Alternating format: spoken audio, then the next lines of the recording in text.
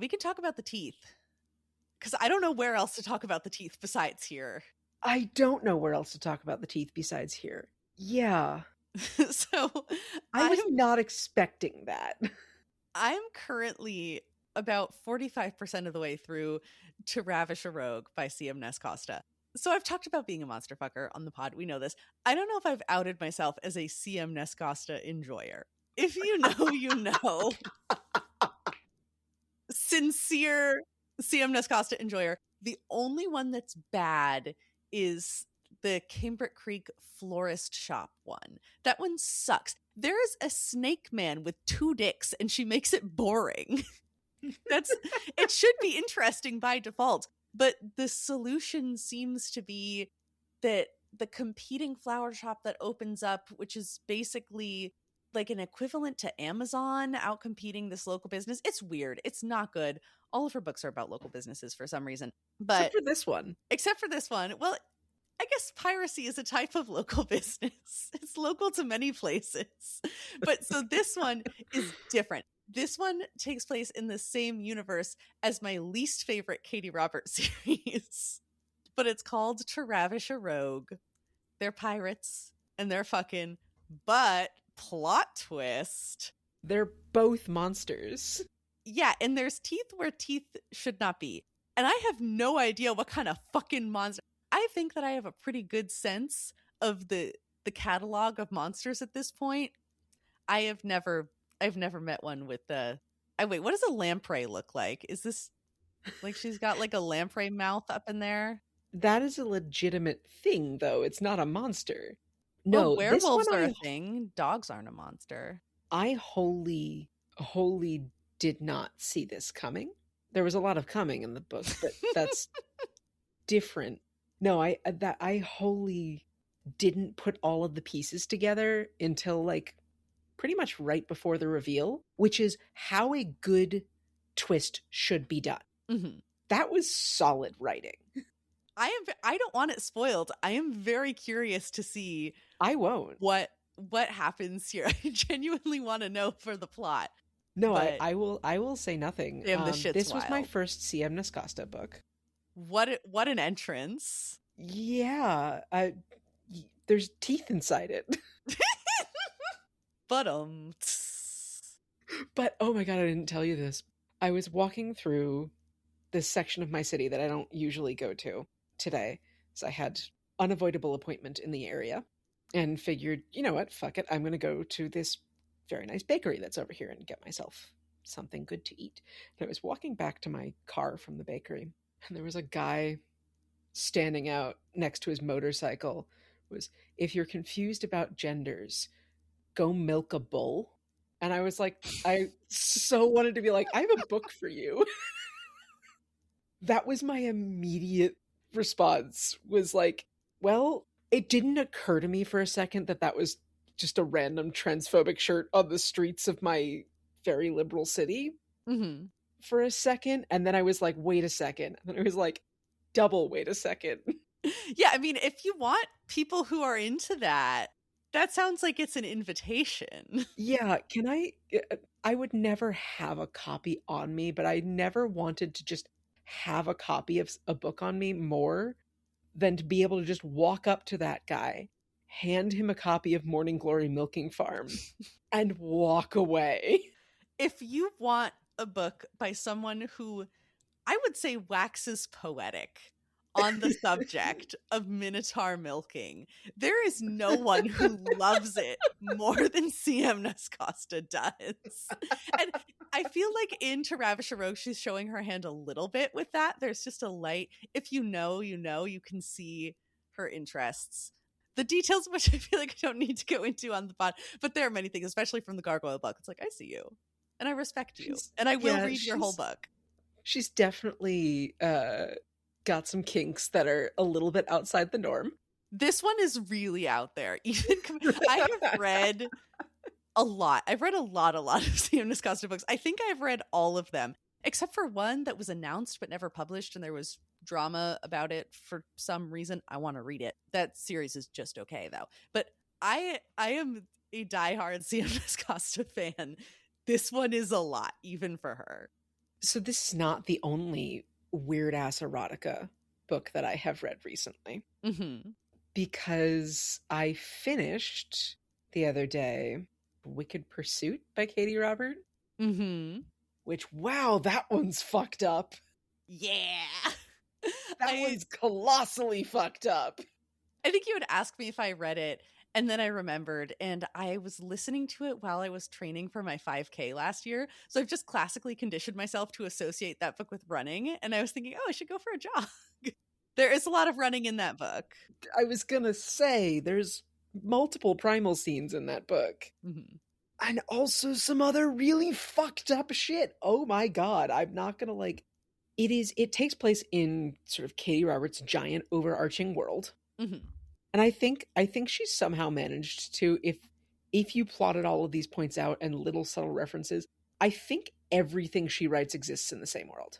Even the Even supernatural the stuff, even the pirate supernatural stuff, because you can transfer across different realms. stuff. Oh, that's true. Yes, there's So if it's multiverses. not in the exact same realm as everything else, Mm-hmm. it's just in a slightly, parallel universe type thing. But at least the Sabian Valley books, which she stopped the series, the Carver City ones, Dark Olympus, and with Wicked Pursuit, she folded in like her old mafia romance series that she wrote way, way back. And I've read most of those, and they're not great. I didn't even bother with those. No, they're not great. They're fucked up, but like not as fucked up. They're in the same realm of like the Carver City ones, where it's like Mm-hmm. all of these people are criminals. And you know that they're probably doing some fucked up things, but weirdly, somehow we just kind of write it off, and they're actually good people at heart. I have, I think, said this on the pod before. The thing about Dark Olympus and Carver City that I couldn't put a finger on for the longest times, why it felt so weirdly squeaky clean, despite people saying, oh, this person's super dangerous. They have a really bad reputation, but they're just kind of doing cartoon violence most of the time. There's almost no drugs in the Katie Robert world. There are some, but Mm-hmm. not nearly to the extent that you would expect in the real crime world. And then once I noticed that, I feel like a lot of other stuff made sense. It's the polished, it's the sexy version. And that's what we're here for, is we're here for the sexy version Yeah. of the dark underworld. No, yeah, that didn't occur to me until you mentioned it now. Mm-hmm. Wow. There are, Okay. yeah, because the only person who canonically does any kind of substances is, I think, Dionysus Everyone and drinks. Pan. Well, everyone drinks, true. Everyone But drinks. beyond drinking, there's no pills, there's no cocaine, there's nothing. There's no trading of drugs, there's no selling of drugs, there's no doing of drugs. People are always conveniently stone cold sober when they need to make decisions that would require consent, which is good. This is what we want, because again, this is a fantasy.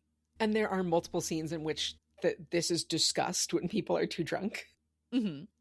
But that is kind of one of the things that I think Katie Robert just went, nope, this isn't going to be a thing in my world. And I'm fine with it. But once I noticed it, it made so much sense.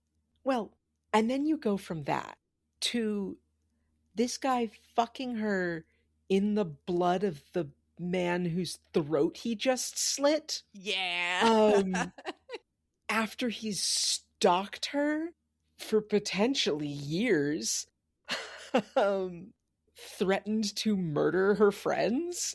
Nah, fucked up. That one is wild. The ring that has spikes in it so she can't take it off without shredding her finger. You can really tell that Katie Robert was getting burnt out on romance by that point, which they have said as much in their newsletter, which is, I think, the only newsletter I'm subscribed to, certainly the only one I consistently read. But they've said multiple times, like, hey, I'm kind of sick of romance. I'm going to do something else for a while. And at that point, it was just no fucks left to give. I love it. Yeah, and they've said they're not writing anything else with this, which is a little bit sad, because now that I've read two incredibly fucked up books, I'm like, wait, where's more of this? You know who else has a really unhealthy sexual relationship?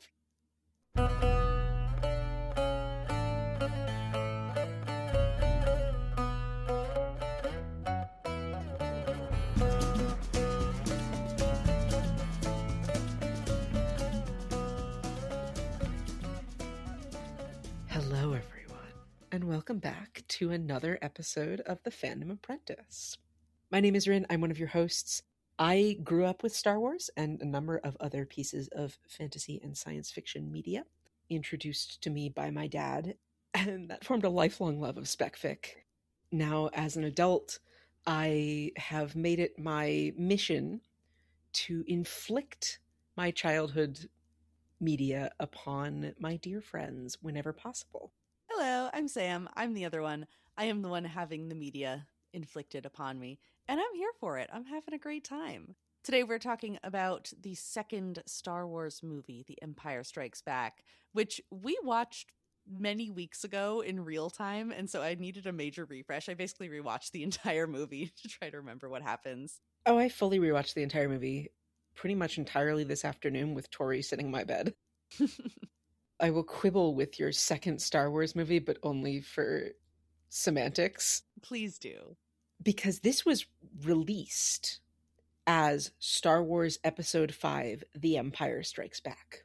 And yes, it was the second Star Wars movie released. Hi, just as a quick, if you're new to the podcast, because I know we're still sort of fairly early here in season 3, we read through all of Lord of the Rings, which Sam had never read before. Then we read through all of Murderbot, which Sam had read before by the time we recorded these, but that I introduced her to. And now we are watching Star Wars, which again, I grew up with. Sam did not. We started with The Mandalorian. We watched A New Hope, and now we are on, as I said, Star Wars Episode 5, The Empire Strikes Back. And that's what this was released as. That was what was at the beginning of the opening crawl. That must have been very confusing in the 70s.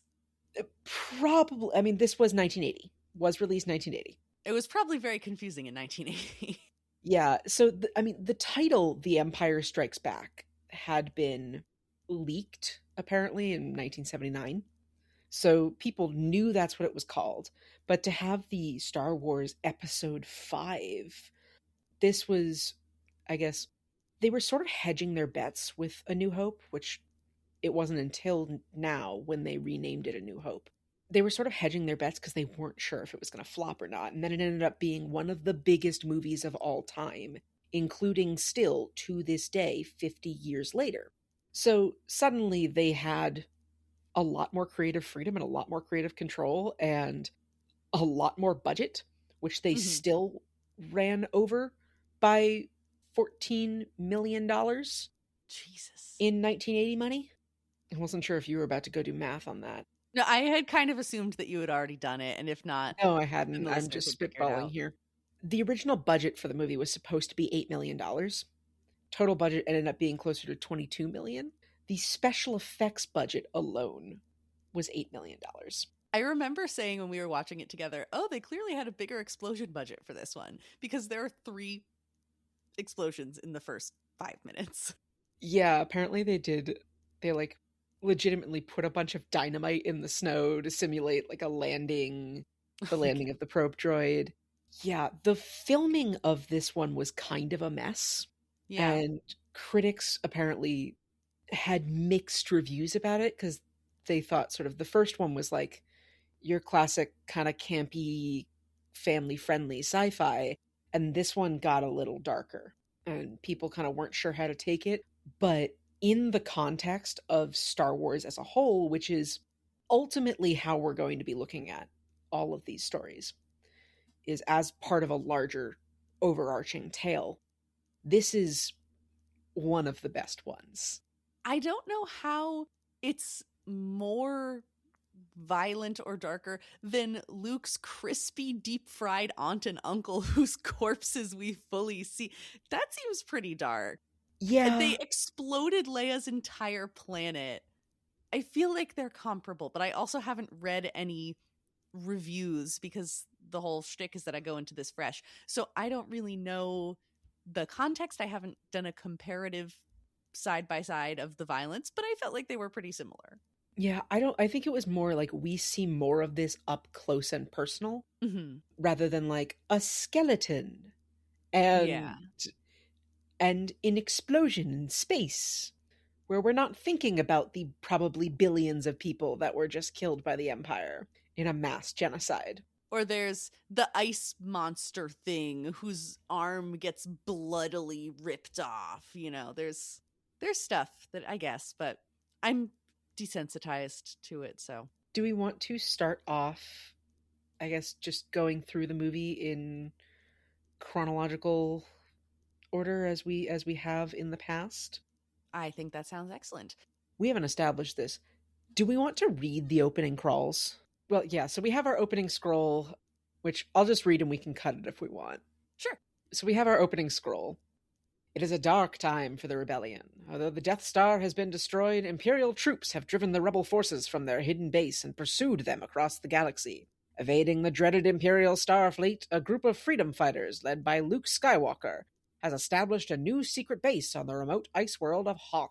The evil Lord Darth Vader, obsessed with finding young Skywalker, has dispatched thousands of remote probes into the far reaches of space. So my immediate thing that I took away from this scroll is, why is Luke in charge of anyone?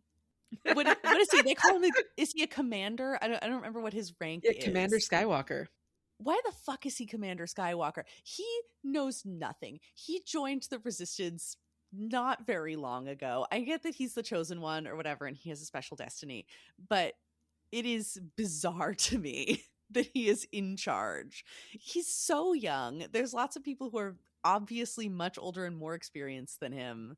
I don't know, it's just giving someone coming into an activist group with a couple of leftist blue sky threads under their belt and thinking, okay, I can be in charge here. It's this weird, I don't know, colonialist power fantasy, which is not the most egregious thing to critique about Star Wars, but just the fact that this young white boy just rolls up and is suddenly in charge for no reason. I don't get it. So this has been 3 years since the Battle of Yavin. Okay, 3 years, but still. I mean, he did good in one battle. 3 years. He was ultimately responsible for the destruction of the Death Star, and he's a space wizard. This is common knowledge. He's just walking around with his lightsaber on his belt. But he's not a very good space wizard. No, I guess a not very good space wizard at this point is better than no space wizard. Yes. I'm just heavily critical of Luke Skywalker. He's going to have to do a lot to earn my favor. No, that's very fair. We do learn, right, as we said, he is Commander Skywalker, and we have Captain Solo. So Han Solo's got himself an official rank, which made me wonder, because do not know the rank structures of the US military or other militaries around the world off the top of my head, despite reading and listening to so much military sci-fi in my life. That is the kind of thing I would expect you to know off the top of your head. Yeah, weirdly, and family members who have served in the military or worked with the military at various times. Commander is not a rank. Most the uniformed services of the United States. Fascinating. I don't know about abroad, but for 4 of the 7, how many are there? 1, 2, 3, 4, 5, 6, 7, 8. There's 8. Half of them, actually. Well, and it's because technically the U.S. Public Health Service and NOAA use the same rank structures as the Coast Guard. I didn't know this. Yeah. So, which uses a similar rank structure to the Navy. Mm-hmm. In the Navy and the Coast Guard and the United States Public Health Service and the National Oceanic and Atmospheric Administration, Commander is one rank below Captain. Captain is also a title. It is both a rank and a title. You can be a commander and also a captain if you are a captain of your own ship. Mm-hmm. But you are not necessarily but not all commanders are captains, and not all captains are captains of their own ships necessarily. So they are a captain, but they're not captain of the vessel necessarily. And that also conversely means like an admiral theoretically could also be a captain. This is very confusing. Yes. Yeah, but commander is more of sort of typically just a general title. It's whoever's in charge mm-hmm. of sort of this. Who's your commander? who's in charge here, Yeah, that's right? how I kept calling Grief Cargo the manager. Well, and a lot of sci-fi does default to like naval ranks. Mhm. But then we also have generals. And generals are not a naval rank. That is a land or air forces rank. Huh. It is equivalent to an admiral. Crickets are chirping in my mind. Yeah. So, not that that really matters, but what I was trying to figure out was, does Han outrank Luke or does Luke outrank Han? And if we are purely going based what we assume to be their ranks, based off of the rank structure of the United States Navy, Han outranks Luke. However, if Han gets the title Captain Solo because he's captain of the Millennium Falcon and doesn't actually have a rank within the structure of the Rebel Alliance, then that all goes out the window. And this has been military sci-fi moments with Catherine. Going back, we have probe droids being launched, and then we're on, a vast field of ice. Mhm. And we see a little stop motion tauntaun I like running it. across It's the really ice. cute. It was so cute. Tauntauns are reptomammals. Reptomammals. I love it. I love the clever camera shots to only ever show like bits of their head and neck when we have actors in the shot. Like there is never a shot where you, I think, never a shot where somebody is sitting on the back of a tauntaun and you can see the tauntaun's full like head and face full on. I didn't notice that. Yeah, there's a couple of sections where you like just see the back of their neck. The head's not even there. Then there's a few sections where like you see some of the head in profile or like you see it front on, because they did build a life-size sort of tauntaun neck and head, but they didn't have a fully built animatronic tauntaun, Mhm. just a piece of one.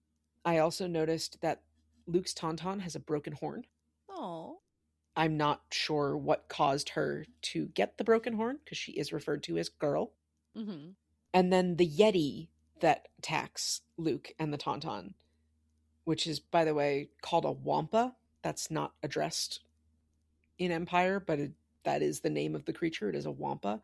It also has like curvy downward horns, which, again, biologist moment. Like, what the fuck does it use this for? I also have further questions about wampas, but we can get there in a little bit. All right. Which, the wampa attack coming right at the beginning, this was not filmed in chronological order. It was not filmed like shot by shot, scene by scene. This hasn't been confirmed by anybody involved with the production team, but there was some speculation. Mark Hamill was involved in a pretty major car accident in 1977 Mm-hmm. and required some reconstructive surgery.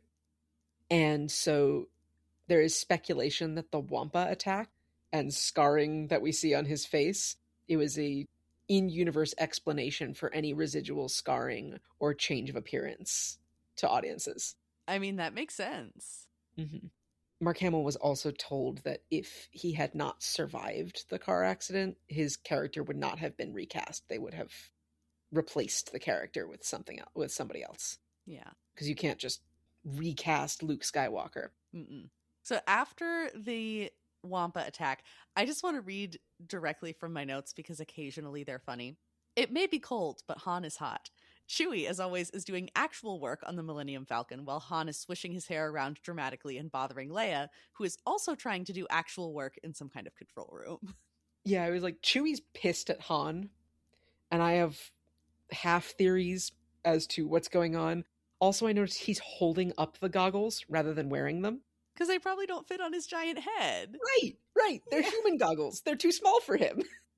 But he is still using proper PPE. He is protecting his Wookiee eyes. And I love that. The immediate awkward eye contact between Han and Leia and the little grin she tries to hide. They have definitely already fucked. Oh, absolutely. And not talked about it. Mm-hmm. And I have a number of theories about what the fuck happened. Did somebody say something awkward? Did somebody just like up and leave at the end of it? A la heated rivalry. Yeah, did he not make her come? Like, Mhm. what's the deal here? Well, I was sending you earlier, this was inspired by a different moment later on, but there is a gimmick Tumblr called Does This Character Eat Pussy? And so people will submit a character and then you can vote yes or no. And so I pulled up Han Solo, obviously, because I knew it was going to be on there. And the results were an overwhelming yes. But you had the insightful commentary that he probably didn't start out that way. And so maybe this No. is related to our lore that we've constructed for him. No, I think by the end, Han absolutely eats pussy. But I do think that was a Leia induced change. Mhm. I do think he seems like a character. The character we meet in A New Hope seems very much like the kind of character who is convinced in the power of his dick and only his dick. Mhm. And then someone has to whip this boy into shape. And If if you want to anybody keep can your do head, you that, got to give head. exactly. Yeah, if anyone's gonna fucking do that, it's Princess Leia Organa. Literally love her. I think I had more commentary on their relationship later, but I love them. It's just delightful. I love how much shit he's giving her. You know, she runs out after him. Han, yes, your highnessness. I love all the little nicknames that he has for her. Your worship. Didn't want to leave without a goodbye kiss? I'd sooner kiss a Wookiee. I can arrange that. Could use a good kiss. Speaking of Wookiees, Chewie absolutely fucks, no question. This was another piece of lore that it was in our earlier discussion. Is I think Chewie is whatever the galactic equivalent is of straight for your own species. Hmm. Wookiee gender doesn't fucking matter, but I do think Chewie is like strictly Wookiee Yeah, I can see it. oriented. But among Wookiees, that is the fucking Casanova No doubt. of Kashyyyk. I also love listening to 3PO and R2 Hmm. interact because it's always just like offhand bullshit. And Anthony Daniels, I have no idea how much of it is improv because Yeah. obviously Anthony Daniels is just having a one-sided conversation here. And we're always coming in the middle of a conversation. There's obviously so much else that we are not privy to, and we are just getting their little domestic spats. They're arguing because R2 apparently turned on the heater and melted the ice in Leia's chambers and got all of her clothes wet because they live in a series of underground ice tunnels. Hmm. I also love 3PO just yammering on and Han just putting his hand over 3PO's mouth. Everyone is really mean to 3PO in this movie. And sometimes he's mildly annoying, but he is most of the time just doing his job. And people could just politely ask him to tone it down, but instead they're all just so mean to him constantly. But at least it's funny. But Luke has not come back and nobody knows where he is. Nobody's heard from him. He hasn't checked in. And it's getting to be night. And so Han goes to ride out to find him. And the various officers are like, it's getting colder out there. And Han's like, yeah, my friend's out in it. And they're like, your tauntaun will freeze before you reach the first marker. And he goes, then I'll see you in hell. Which was so sweet, especially because earlier he had all this blustering about how he was leaving and saying, there's a price on my head. I owe Jabba the Hutt. I'm getting the fuck out of here. And everyone goes, oh, okay, except for Leia, who tries to convince him to stay via loud public argument. But then as soon as Luke is in trouble, he is dropping everything, risking life and limb to go get him. And that's nice. I like it. So I started reading The Other Significant Others by Raina Cohen today. Mm-hmm.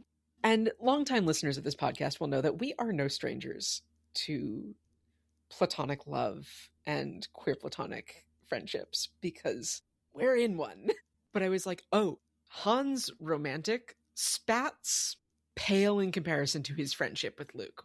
The 3 years that these two have been fighting side by side, they have become the closest of friends where Han is ready to leave to go deal with his problems and get the death mark off of his head because he owes Jabba a fuck ton of money. And nothing, including the woman he's clearly head over heels for, will keep him there until he's like, well, where the fuck's Luke? And just tears the fuck out of there. No preparation, just puts on his coat, grabs a pony, and leaves. Mm-hmm. There'll probably be more commentary in future episodes from the other significant others, because it's a good book. I look forward to it. Anyway, Luke is hanging upside down, Mm-hmm. and we get a statement of the Force theme over Luke stretching out his hand and rolling his eyes back into his head and concentrating to try and get the lightsaber to move from the snow underneath him into his hand so he can cut himself loose. And it works eventually. But he's not like frozen to the roof. He's tied there with leather straps or something similar. Mm-hmm. So the Wampa understands tool use. Hmm. So there is clearly a base level of cognitive development going on here with like their Wikipedia, which is the Star Wars fandom site, Amazing. declares them semi-sentient, which is a fancy way of saying they're in the Stone Age. And I don't have a ton more commentary on that, but it was noticeable. It was like, so again, I think we've talked on this podcast before about these circumstances that lead to cognitive development and how it frequently is more useful for species that are prosocial. Mm-hmm. Make sure I'm actually using the term right. Yeah, I think we might have talked about this way back in Lord of the Rings, so good to have a refresher. Yeah, so this is not always the case, and in animal behavior, we don't say certain animals are intelligent or not, because that implies human-like traits to them.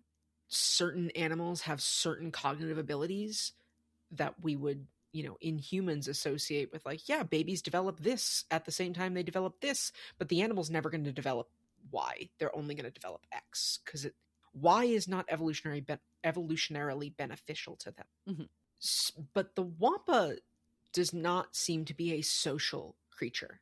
We don't see evidence of other Wampas. It seems to live alone in a cave and hunts tauntauns. Mm-hmm. Also, other question, where do tauntauns live? How do tauntauns find their food? The horns are such that, like, that could be used to, like, dig through snow or, like, push snow aside. But if tauntauns will freeze to death at night out there, they may also be largely cave dwelling. But they clearly are built for running in open spaces. Mm-hmm. Again, it's science fiction. These animals develop because the special effects team thought it was cool. Because they wanted to make a big weird puppet? Yep. Or a really little weird puppet for stop motion. So true. However, I, a biologist by profession and by interest, will question these things from time to time. We are 5 minutes into the movie. Yeah.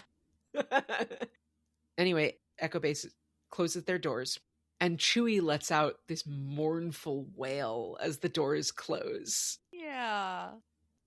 Luke has gotten himself free from the Wampa Den, and he's crawling through the snow in a very, like, clearly Western movie inspired dying man crawls through the desert. Mm-hmm. Experiences a mirage of somebody that tells him to keep going. And he sees Ben Kenobi's Force Ghost, who tells him to go to the Dagobah system and learn from Yoda, the Jedi Master who instructed me. Which, yeah, ish. But that's a point for the next movie that we watch. Spicy. Yeah. Han shows up.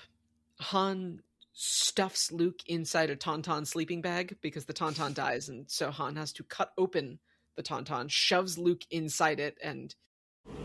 I thought they smelled bad on the outside. Until he can get up the tent, the emergency shelter, so that they can ride out the night. And the next morning they're found by searching speeders. The speeders are calling out over their radios, and they get back from Hana. Good morning! Good morning! Nice of you guys to drop by! Which I thought was very charming. I liked that. He's such a shit. I love him. So then they go back. Luke goes into some kind of healing vat, which is probably, potentially addressing the scarring and appearance changes that you mentioned before. Leia and Han get into it, and they're fighting about stuff. She calls him a scruffy looking, try saying that 5 times fast, scruffy looking nerf herder, which is delightful. Why, you stuck up, half-witted, scruffy looking nerf herder. Who's scruffy looking? I love the moment the two of them start bickering, which is the moment they're both in the room. Mm-hmm. The eye roll Luke gives in the background. He's like, oh, here we go again. God, I'm just imagining poor Luke probably overheard that one hookup that they had, and he, just being this quaint little virgin, was probably like, huh, what are they doing in there? Well, and Luke never got the talk. Do you think his aunt and uncle gave him the talk? No. No, absolutely not. I think he got the talk from Biggs Darklighter. Mm-hmm. I think Biggs Darklighter gave him the talk, because did you see that man's mustache? Fair. that was a 70s porn stash if I've ever seen one. You know, somebody had to do it, so thank you, Biggs. But then Leia full on, in the argument to one up Han, full on kisses Luke on the mouth. Remember last time when I said they hadn't done anything really egregious with the siblings? There was still some plausible, and I get that, you know, probably in the writing at this point, no. Okay. So if this was released as episode 5, did they not already know that they were siblings? Had the writers not already decided this? The writers had decided there was going to be a long lost sister.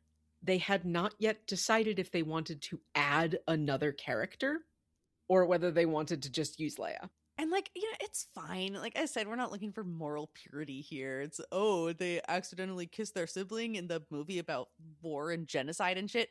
Who cares? But also, in Star Wars, the movie about moral purity and the good and evil being very separate, obvious things. But also, I'm just like, come on, guys. We didn't have to. But then I think after that, Luke kind of like kicks his feet up and puts his little hands behind his head, like, suck it, Han, which was pretty funny. No, he very much, it's funny because the look on his face is a little bit like, it's not even directed at Han. It's not even like, oh man, I just got kissed by a princess. It's like, well, all right then. I have now been involved in this argument. Okay. Which, that's the other piece. Mark Hamill did know that they were considering making Leia his sister. So Mark Hamill is having to deal with this. Mark Hamill was one of the only ones, this is leaping ahead to the end, Mark Hamill was one of only 4 people that knew that the actual line was going to be, I am your father. Oh yeah, because that was dubbed over, right? He said something different dubbed over. on set. And that it was in part because David Prowse, who was physically portraying Vader, sorry for Empire Strikes Back spoilers, guys. David Prowse, who was physically portraying Vader, was apparently notorious for leaking information. Mm-hmm. And so they gave him a false line to say. They told him that the line was, Obi-Wan is your father, or was your father, or something like that. And so Mark Hamill knew what he was acting to. Yeah. But nobody else did. Mm-hmm. So Mark Hamill's got an idea of what the overarching storyline might be so that he can do his job. But nobody else does at the moment. And apparently that caused some tension on set. Yeah, I could see people being a bit miffed about not being in the loop on that one. Mark Hamill was also kind of pissed, apparently, that most of his scenes were with, like, puppets or robots or people whose lines were going to get dubbed over. And so he was mostly just one-sided talking. Mm-hmm. Pretty much to a wall. He was never, like, acting off with somebody. So he said he felt, like, apparently lonely and kind of overlooked and left out of things. Oh. But apparently later on in life, he said that, like, the challenges were all worth it. Yeah. It's so hard being the star of the biggest movie franchise ever. Oh, no. Such suffering. Especially because apparently he had an earpiece during all of the scenes with Yoda, so he could hear what the lines were supposed to be. Mhm. and it didn't work. Oh no. And so he was just trying to remember lines. Maybe that's why he fucking hates Yoda so much. Yeah, so the Empire finds them. We do get a shot of Star Destroyers, and then we get a shot of a bigger ship, Vader's personal Star Destroyer, Mhm. the Super Star Destroyer, which makes the Star Destroyers, which we talked in our first New Hope episode about the massive ship, the massive Star Destroyer that, you have the little starship flying in on that first shot, and then the Star Destroyer following, and it just fills up the screen and keeps going and keeps going and keeps going. And so you get a sense of scale and just how much bigger this ship is than anything else. And now, this is the tiny ship. Mhm. You're like, oh, okay, power level has changed. Yeah. But they have the good thing about the Hoth base is they have a big shield, so they're defended from orbital bombardment. So they can't just sit in space and shoot them into smithereens. So there's a ground assault. And to get through the blockade, they will fire the ion cannon, which like temporarily disables ships. It's like an EMP cannon weapon thing. But Mhm. for whatever reason, standby ion control is a line that lives forever in my brain. Stand by, ion control. Along with The first transport is away.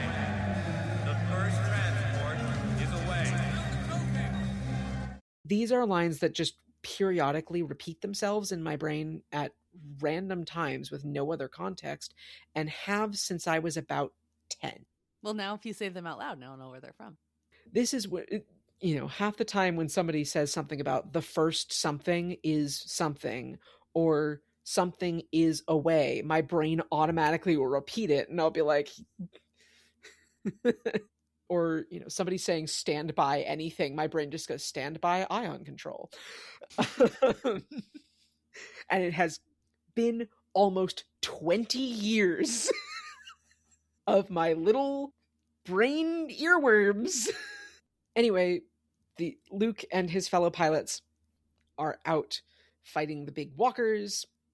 Apparently there was some comparisons made to the Vietnam War for this scene, very much about a technologically superior force bringing in technology that is unsuited to the terrain, Mm-hmm. and then just using it to annihilate the local freedom fighters with sort of no regard for the rules of war. Mm-hmm. In this case, y'all, the Empire is the United States. Yes. Read How to Hide an Empire by Daniel Immerwahr. It's a very, very, very good book. Yeah, there is commentary being made here in Star Wars. Politics in my sci-fi? No, never. Luke gets shot down, and we get a whole new meaning to step on me. Because one of the AT-ATs, the giant walking tanks, crushes his speeder, and he manages to get out just in time. But he gets away, and there's all the scenes of running through the base and getting out and making sure the Millennium Falcon is working at the last minute to escape. And Yeah, and Han is going back into the collapsing command center to get Leia, who's still there issuing orders up until the last minute because she's an amazing leader and we love her. And Darth Vader's in there walking around being creepy, and everyone's trying to get the Falcon off the ground. And Leia goes, "Would it help if I got out and pushed?" Which is so good. I also, okay, we're sidetracking again, but I also have questions about Leia's mental state. Mhm. We're 3 years past the events of A New Hope, but we don't see like any of the other commanders left in the collapsing command center, and she does give the order for everybody else to get to their transports, but it doesn't seem like she's about to get to the transports until Han physically drags her out. Yeah, I don't know if her sense of self-preservation is very strong right now. Right. To what degree is she passively or actively suicidal 3 years after the destruction of her entire home planet? Where she had to watch from orbit as everyone she's ever known was murdered. Mm-hmm. I feel like that might fuck with your psyche a little bit. Yeah, it's very much glossed over. I don't know if there's more in later films, but No. in A New Hope there was no pausing to reckon with it, and now she's had 3 years still actively fighting, but at least to maybe kind of breathe and try to process it a little bit. Yeah, she's probably really fucked up. She's probably intensely traumatized, not to mention the getting held prisoner, expecting to be executed, and then suddenly getting pulled out by a random fucking farm boy and a smuggler Mhm. and an old man you used to know who you never ended up talking to. He just fucking died 30 feet away from you, or maybe didn't die, just disappeared and became one with the Force. Mhm. Yeah, but we're never actually going to touch on that because George Lucas doesn't care about women's feelings. No. She is set dressing.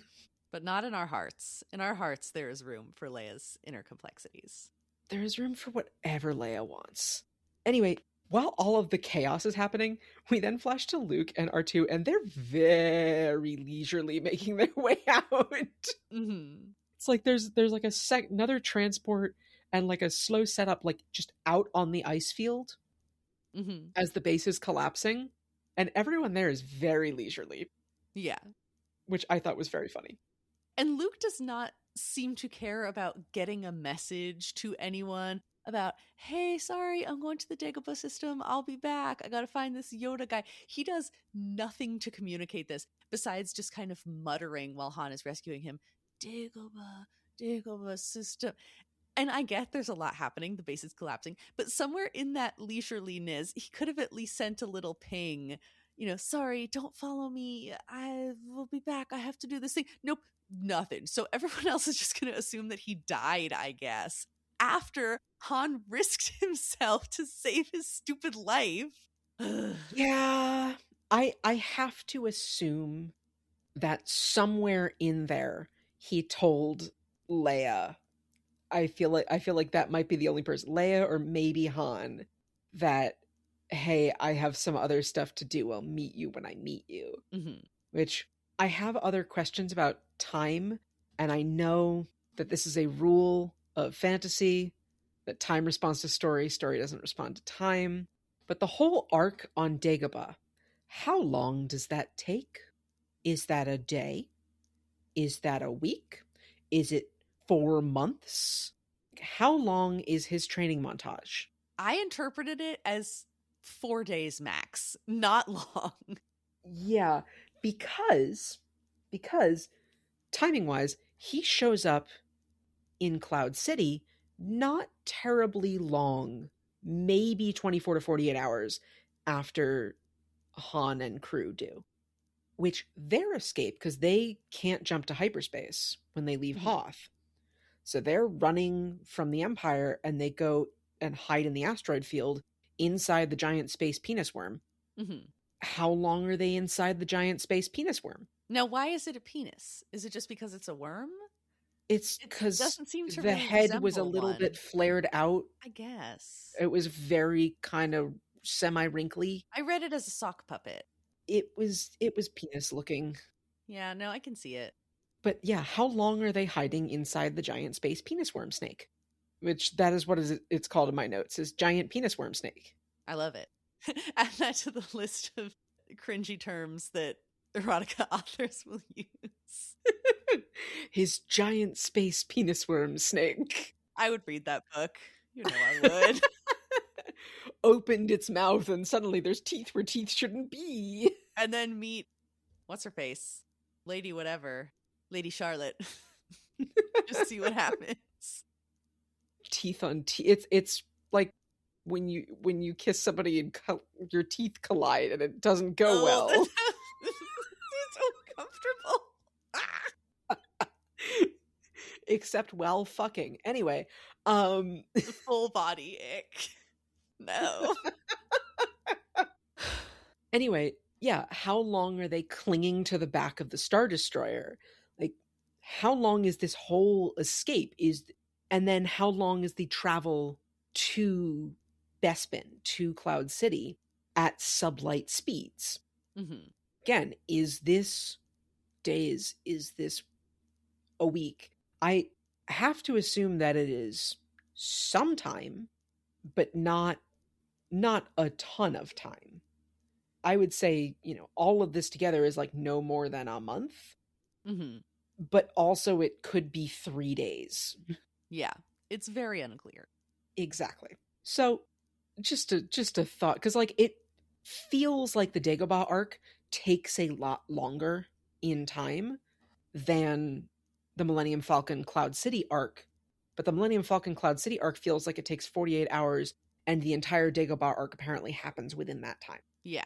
So anyway, Speaking of Dagobah, speaking of I Dagobah, want to talk about the most exciting thing in this movie as a new Star Wars person, which is yeah, fully encountering Yoda for the first time, who was completely different than I expected.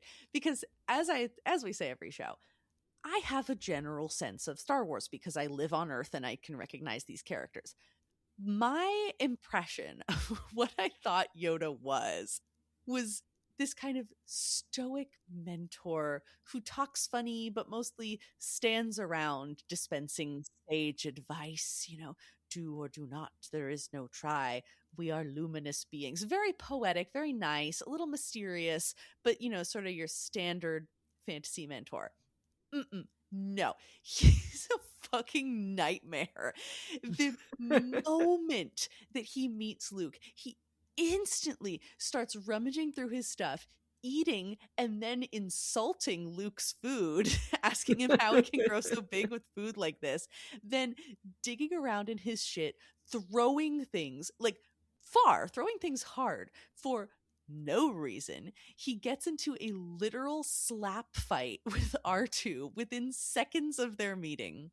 And then he decides that he's just going to fuck with this kid and pretend that he's not Yoda to just see what happens fucking around. If you're generous, you could say this is some kind of test of Luke's character and getting a sense of who he is if he doesn't know who Yoda is, and what is this young man really like, and can I train him? No, I don't believe that. I believe Yoda's just fucking with him for no reason. But to be fair to Yoda, Luke is also a massive dick to Yoda for no reason. He has come out of a very intense situation, and he's young and dumb and maybe didn't have the most social upbringing. But if you know that you are going to a strange planet to meet an important person who you have got no physical description of whatsoever, it's safe to assume that you should at least be marginally polite to anyone you might meet. Because even if they're not Yoda, because what are the odds that the first person you meet on this planet is Master Yoda?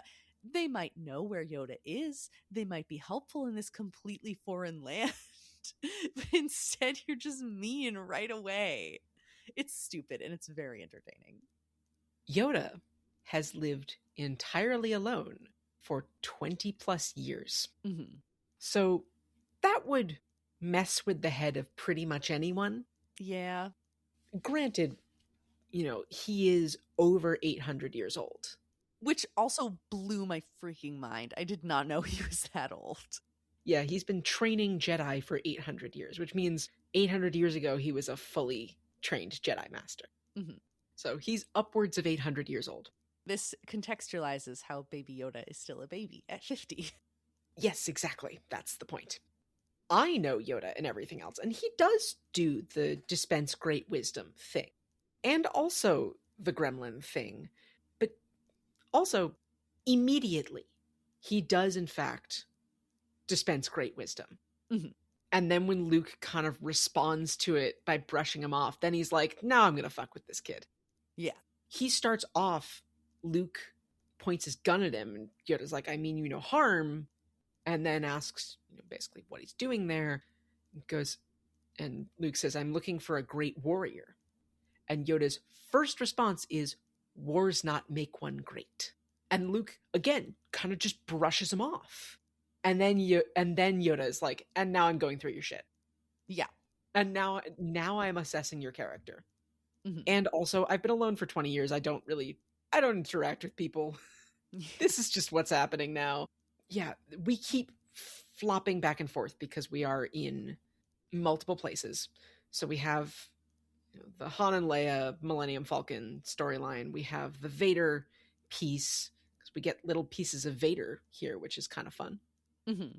And then we have Luke on Dagobah, which Luke's cave that he goes into to defeat himself used to terrify me as a kid. Oh, yeah. Which, one of the things that we've been keeping track of through the now, or we're planning to keep track of, as I've brought up, is what is the Force? What does the Force do? How does it work? Mm-hmm. Which the answer is however the plot needs it to work. But we are who we are, and we like nitpicking shit. So we establish now that certain places can be strong or weak in the Force. Mm-hmm. That the dark side is not more powerful necessarily. It's just more seductive. It's easier. It's a different path. Yeah, and you have to be in the right headspace to be able to distinguish what is good, righteous motivation and what is the dark side tempting you. And that's why Luke fails his trial in the cave. Right. I mean, he starts out by taking his weapons. Yoda says, "Your weapons, you will not need them." Mm-hmm. And Luke buckles on his weapons belt and goes into the cave. He has not learned to trust Yoda, or still doesn't trust him despite whatever training he's doing. I'm looking at your notes and I'm seeing the Yoda cave bit. And does Rin know more about the mythological origins of this trope when we're talking about the cave? Of course you do. I feel like such a dum-dum. No, see, that's the thing, is I don't know if the cave was a deliberate mythological nod to something. Mm-hmm. However, now that I think about it, now that you asked the question, that's a catabasis. Yeah, that's why I was like, oh, of course Rin would know. Yeah. In my defense, I was throwing this together on my lunch break. I forgot about the catabussy. Yeah, the journey to the underworld, or the this is somewhere between like catabasis and Ghost of Christmas Future. Yeah. Like, this is being confronted with your own, not mortality necessarily, but your own fallibility. That's exactly the word I was about to use. Yeah. One of the things that I was noting here, it's kind of similar to what is the Force? What does the Force do? Is this is an interesting opportunity to see what Yoda thinks are the qualities of an ideal Jedi. Because this is another thing that, you know, existing in the world. Yeah, sure, Jedi, everybody knows what a Jedi is, but do we? Do we know what a Jedi is? I don't. So, for the uneducated, what appears to be the qualities of an ideal Jedi, which then we can use to compare and contrast as our characters grow, is being patient, serious, not craving adventure or excitement. I'm not sure what is supposed to motivate a Jedi, maybe just kind of general vibiness with the Force, but they're not out for glory or excitement. They're motivated by something else. Being trained since childhood is apparently extremely important. Yoda is very skeptical that Luke can learn because he's too old. The dark side is characterized by anger, fear, and aggression. And once you start down that path, once you let those things motivate you, there's no turning back. There's no quick little dip into the dark side and then changing course. At least the way that Yoda is presenting it, as soon as you succumb to that temptation, even a little bit, you're fucked. One of the interpretations that I've seen before is that the Force is an ocean, and the light side of the Force is your very, very thin light layer, and the power of the Force is whatever's beneath. And the dark side is seductive because it's just calling you to that power. It's just calling you to go. But it will crush you. And so you can successfully utilize or look into more powerful aspects of the Force, but you need to have the right foundation. You need to have built yourself a proper submersible. You need to have cloaked yourself in the light to withstand the crushing pressure of power. Yeah, that makes sense. And I can see why you wouldn't want to necessarily throw a young adult into that immediately. I can see why that's like a very subtle kind of moral system. It involves a lot of self-control. You would want to be really sure of the character and the abilities of the person that you're introducing to these more advanced skills. Whereas if you have kind of an already fully formed adult who has their own goals and their own ambitions, I can see that being kind of dangerous if you go, okay, here you go. Here's your super wizard magic powers. I do want to bop back to Han and Leia for a minute while they're hiding in the giant space penis worm snake, because their little confrontation and the kiss. Listeners, I'm fanning myself. Oh my God. It's, things shake. She falls into his lap. I was saying, don't get excited. Being held by you isn't enough to get me excited. Well, I don't have time for anything else. Yeah. He lifts her off his lap so easily. Because she is so much smaller than him. She is teensy. She is so small. And he just, he's not even using her armpits to lift her up. He just hands on the side of her torso, just maneuvers her into a standing position, but clearly isn't having her stand up. He physically lifts her and puts her down again. Mm-hmm. And I was like, hang on a minute. I'm sorry. Can we go back and watch that again? Yeah, just for personal reasons. I was screeching and just kicking my little feet. I loved it. So good. And then we go back to Dagobah, and then we come back to them. Yeah, we get the, you're trembling because I'm a scoundrel. And she's like, I happen to like nice men. And then they kiss. And are immediately interrupted by 3PO, because of course they are. Mm-hmm. And 3PO, they're still kissing while 3PO is halfway through his sentence.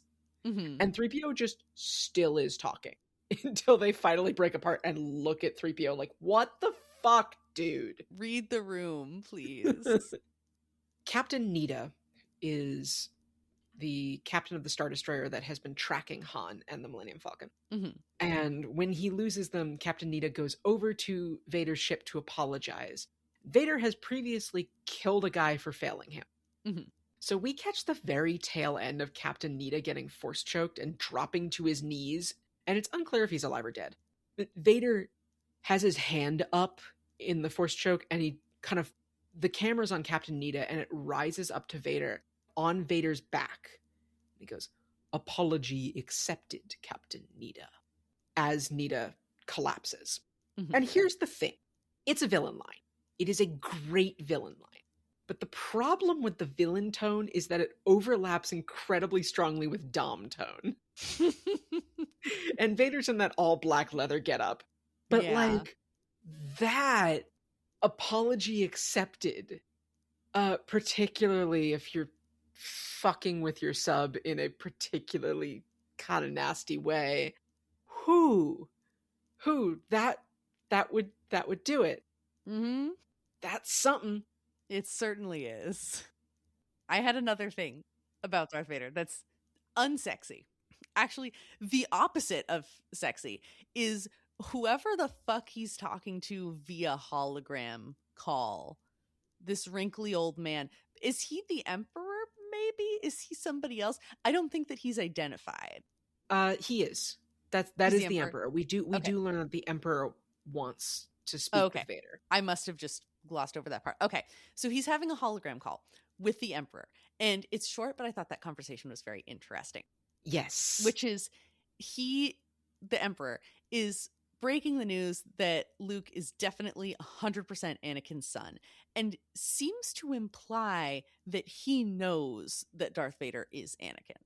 I don't know if he actually knows or what, but Darth Vader's getting the message, and he hesitates.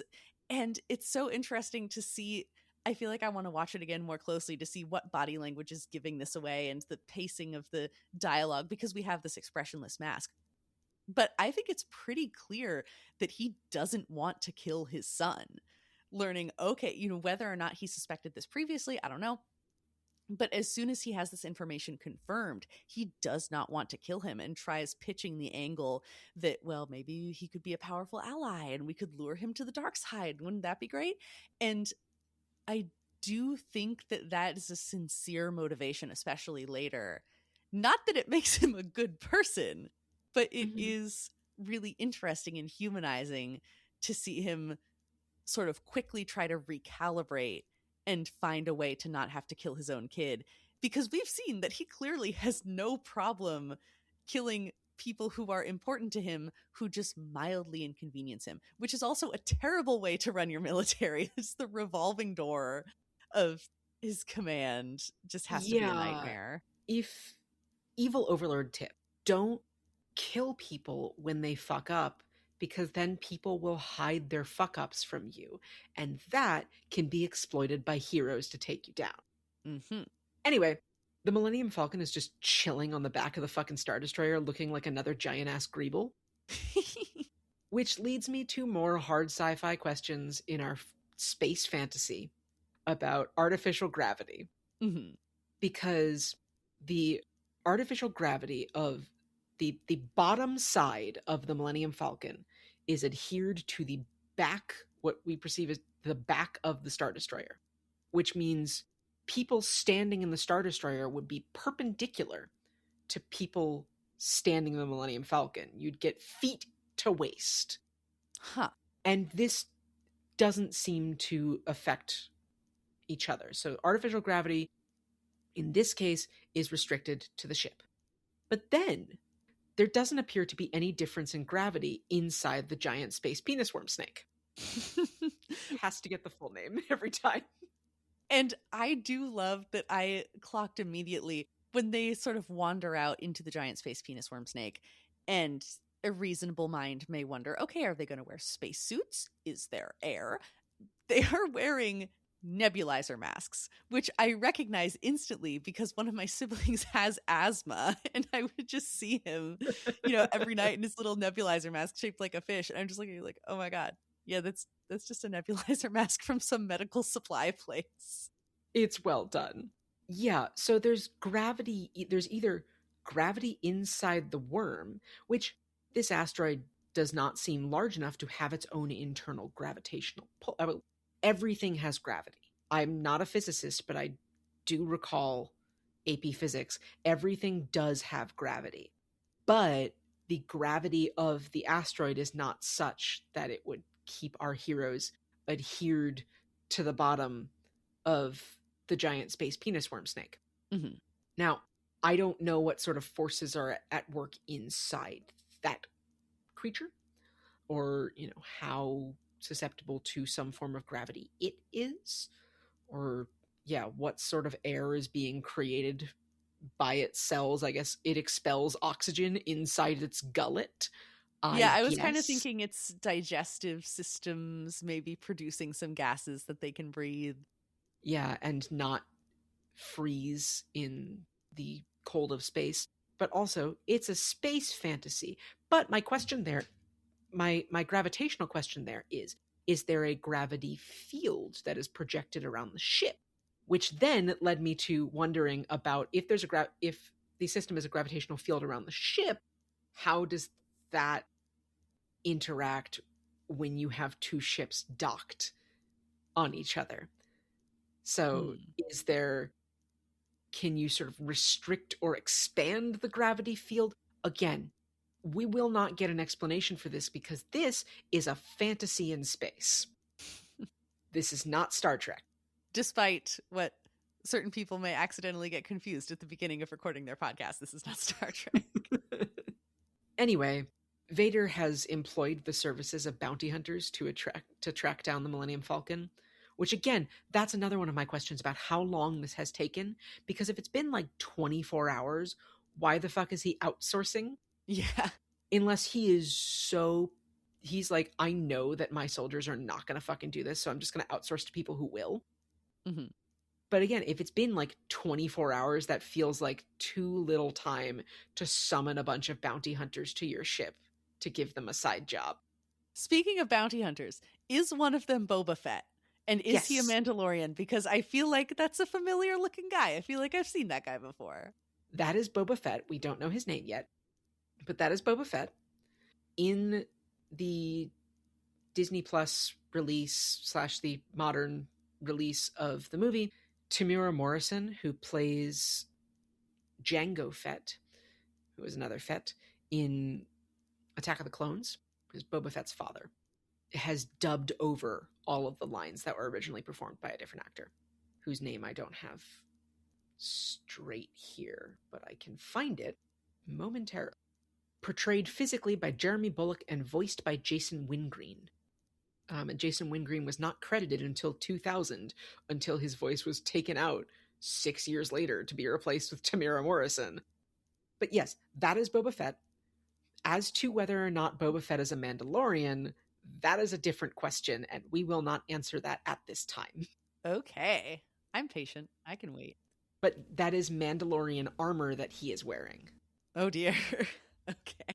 I noticed, because we're about to get a whole lot of Chewie roaring in Cloud City when shit happens, there's little holes in Chewie's tongue, and it's clearly like either breathing holes or like eye line, like I don't know which, but it's something for Peter Mayhew to see out of.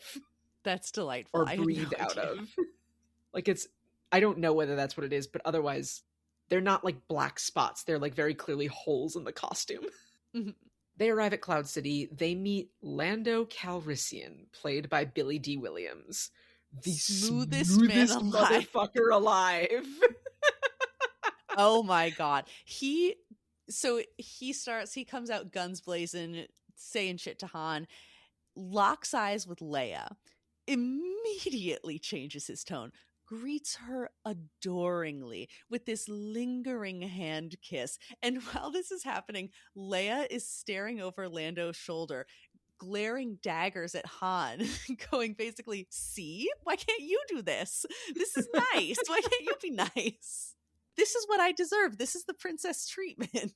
There is an alternate universe in my mind, which honestly, maybe even this universe after things settle down, where they can put aside their differences and the three of them all fuck, because the sexual tension is off the charts. Yeah. No, I think the three of them absolutely need to work something out. We're going to have also a whole lot to talk about with Lando, particularly after we watch Solo, which is not going to be for a while, but... And I can't look things up on AO3 for the bit because I might see spoilers. So I'll just have to trust and believe that the good people of the Star Wars fandom have already taken care of this. Lando is so smooth that Leia will give her fuck buddy, I can't call him boyfriend yet, but Leia will give her fuck buddy shit about how Lando is smoother than him. But he's so smooth that Leia's getting suspicious. And of course... she has good reason to be, because they go to dinner and of course Vader's there, which is a classic villain bit. Yeah. And I love that Han's first instinct is just to fucking shoot at him. I mean, that seems like a good impulse. I'd try it. Because you feel really stupid if you didn't try and it could have worked. It's the kind of thing you got to try it once. The Empire takes them all captive, throws them all in a cell.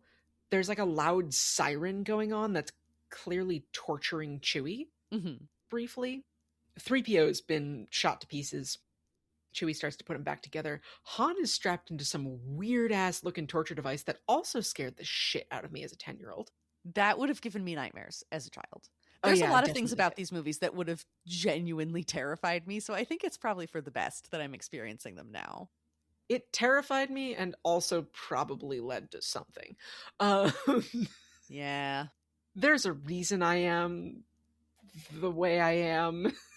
And this isn't all of it, but speaking of that, Lando tells Han and Leia that, he offered them a good deal to basically leave Cloud City alone, and it was what I had to do.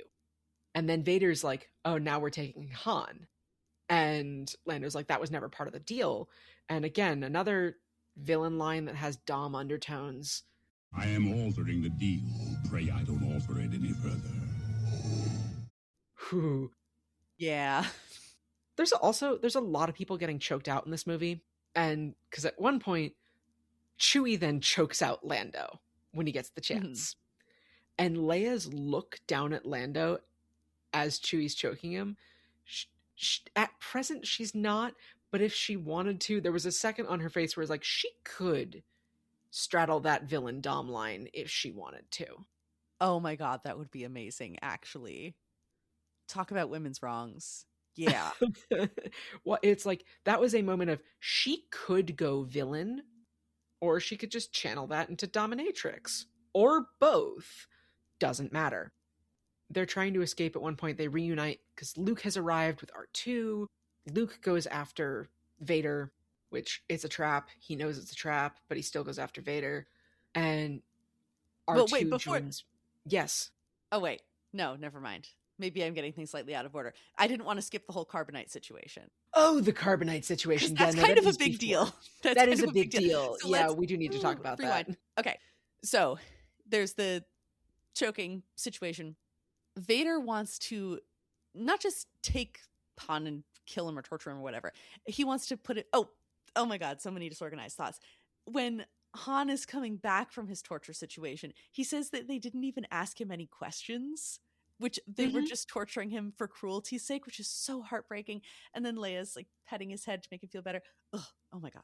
So they go to a different room, and then we find out that Darth Vader wants to encase Luke in carbonite, and so he's going to test the machine on Han first.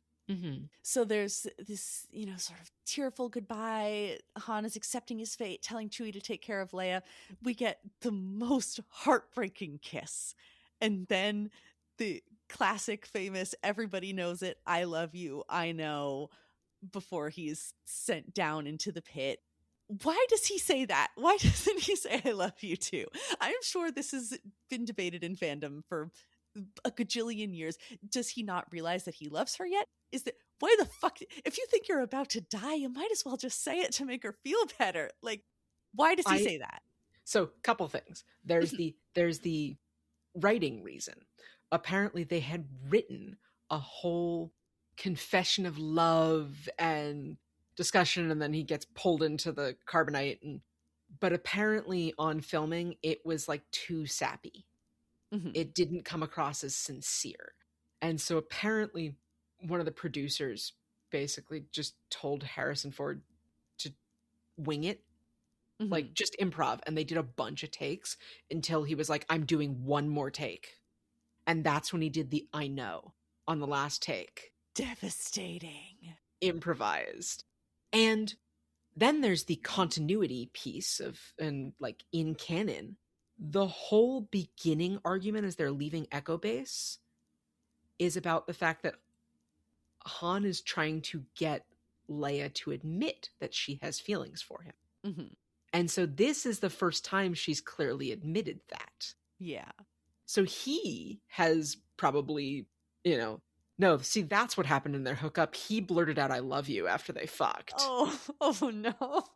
Like, that's definitely what happened. Oh no. Yeah, you're going to be solo after that, all right. Because secretly underneath his shitty exterior, he's a sap. But this is the first time that Leia admits it.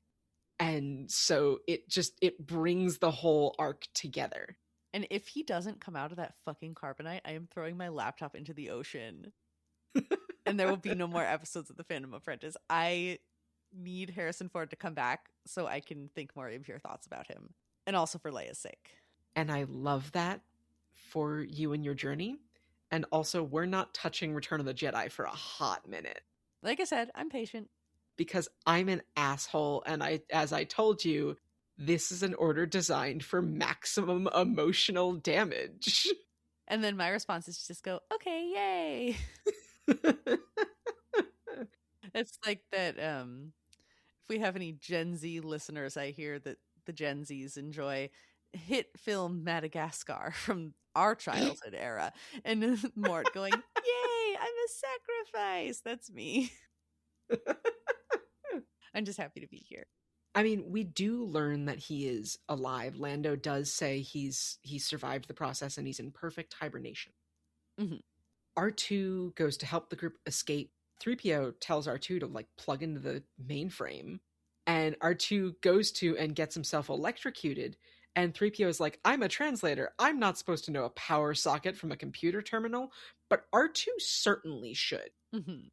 Which, this is another moment, I think, where R2 gives no shits.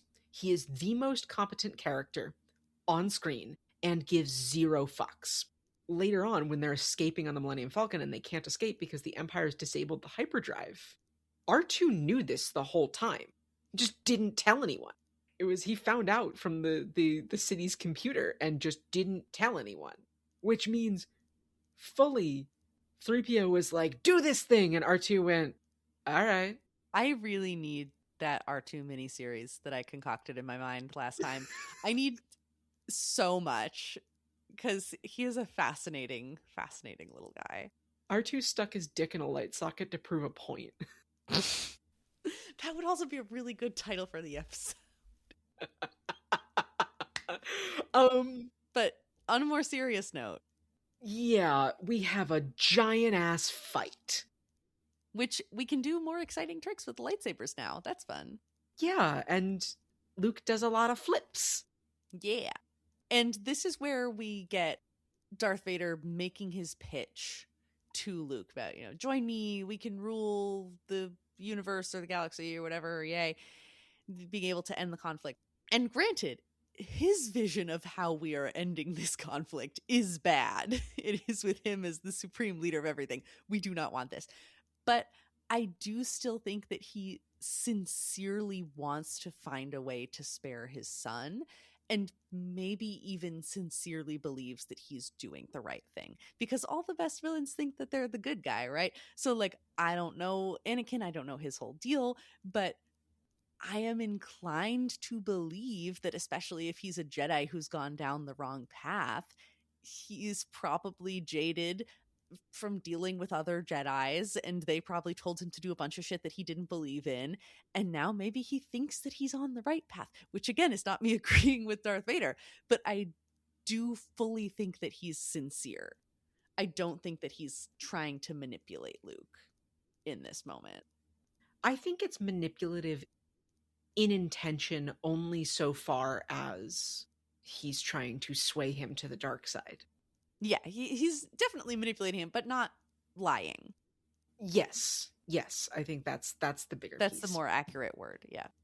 And as we said, David Prowse physically portraying Vader and saying the lines on screen for Luke to act, or for Mark Hamill to act off of, did not know the line, was apparently kind of pissed when he found out. Also had been kind of pissed about the first movie. Mm-hmm. And so wasn't going to come back, and then was offered more money, and it was job stability, and so he came back. Yeah. But Luke refuses to join Vader. Vader cuts off his hand, and Luke drops off a cliff. He's finally learned his lesson about temptation and not succumbing to the dark side. Mm-hmm. And Luke falls out of the maintenance shaft, onto a greeble on the bottom of the station, and is just hanging there, and mentally reaches out to Leia. And just in a grand story theme, Leia hears him. So, knowing, of course, we know that they're siblings, Mm-hmm. but here they don't know they're siblings.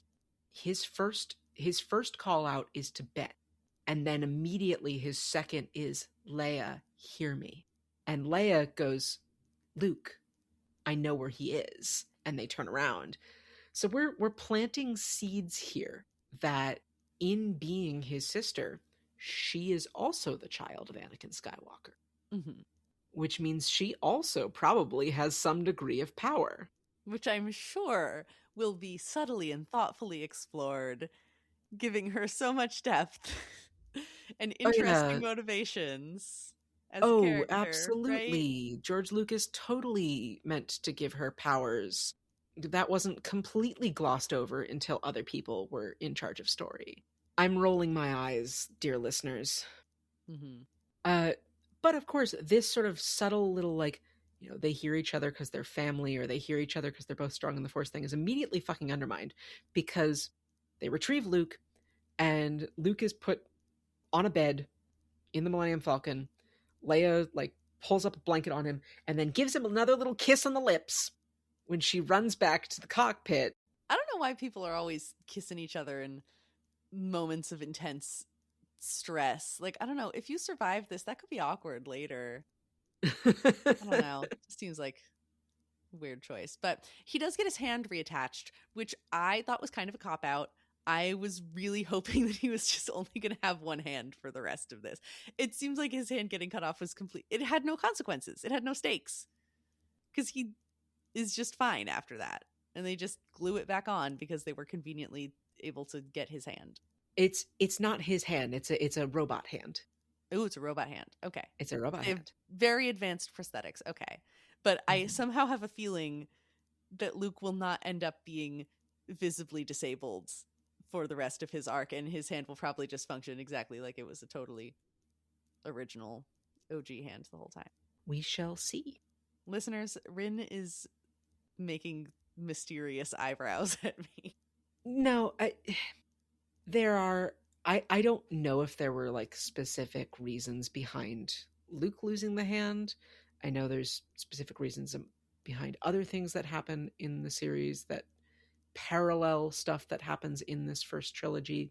But from a practical effects standpoint, making it so that Mark Hamill visibly only had one hand for the rest of the series would probably have been fairly difficult because you can't just digitally edit it out. So they could just have him not get his hand cut off. He could get some kind of other injury. It just seems like it was kind of pointless. Yeah, I don't fully know why they decided to make the decision, but I don't make movies. And that is all of my notes.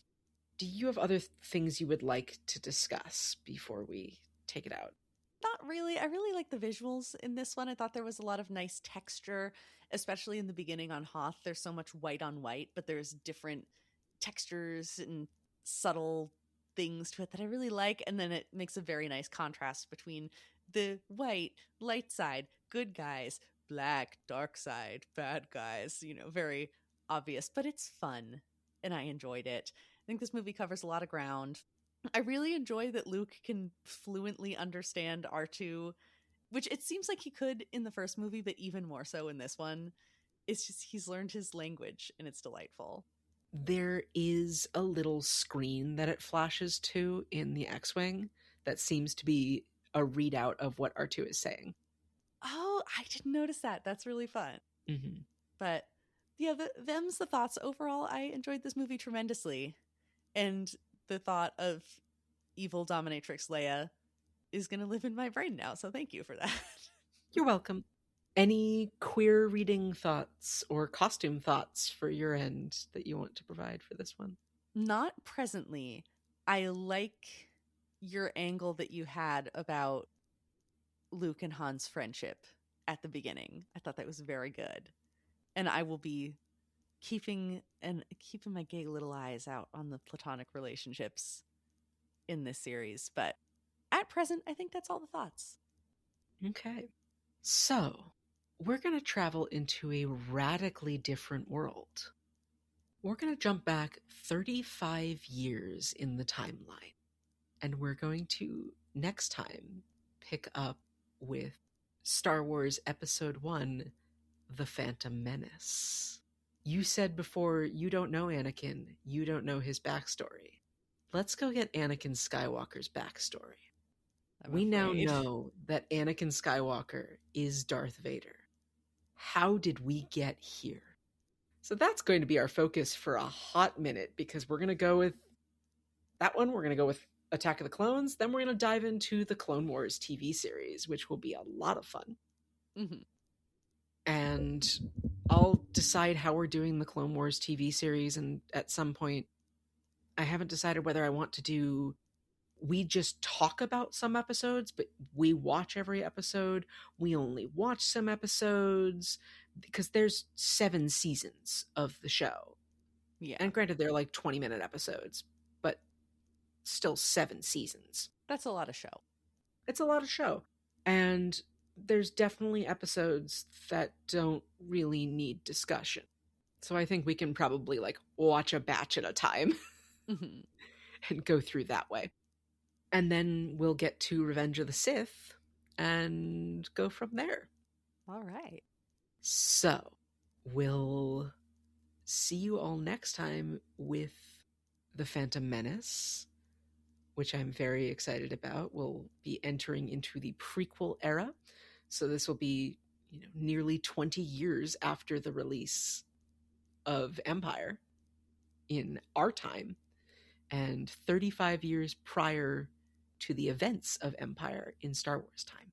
So until then, thank you so much for listening. You can get notified as soon as we drop that Phantom Menace episode by subscribing to the Fandom Apprentice, wherever you get your podcasts, wherever you're currently listening, on a different podcast platform if you prefer that podcast platform, on a different podcast platform just to juice our numbers a bit, whatever you like. You follow us on our social media. We are at FanappPod, FANAPPPOD, on any and all social media that we have made accounts on.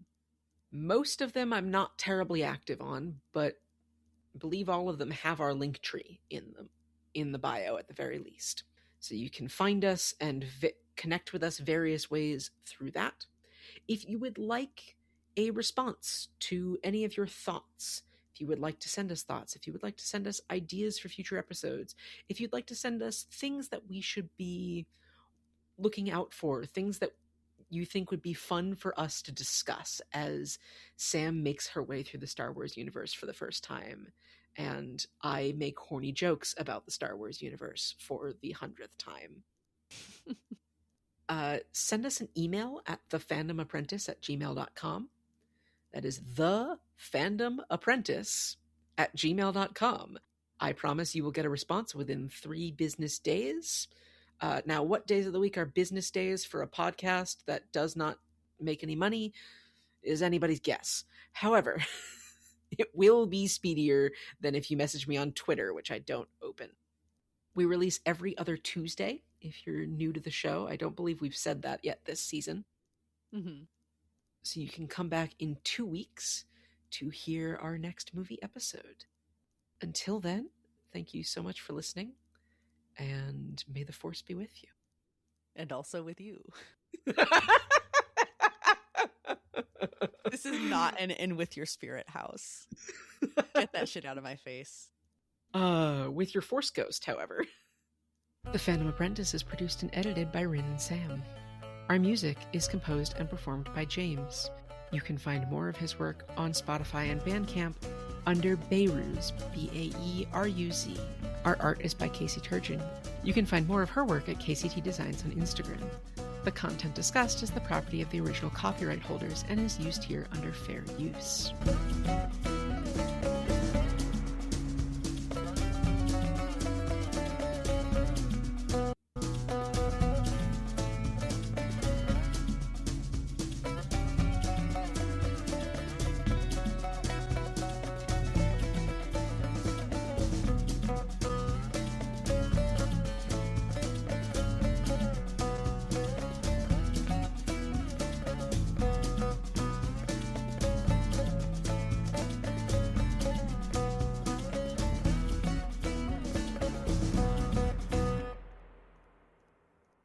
Give me your Star Trek crack ships. Actually, I want that so bad. Once I have enough characters under my belt, give me Star the weird Trek? Star Trek. Fuck, I said the wrong Star thing. Kill me now. Stinger found. I am forcibly ejected from the podcast. No, that's good. I haven't had a stinger for the last couple of ones, so that's good. Future me. Put that as the stinger.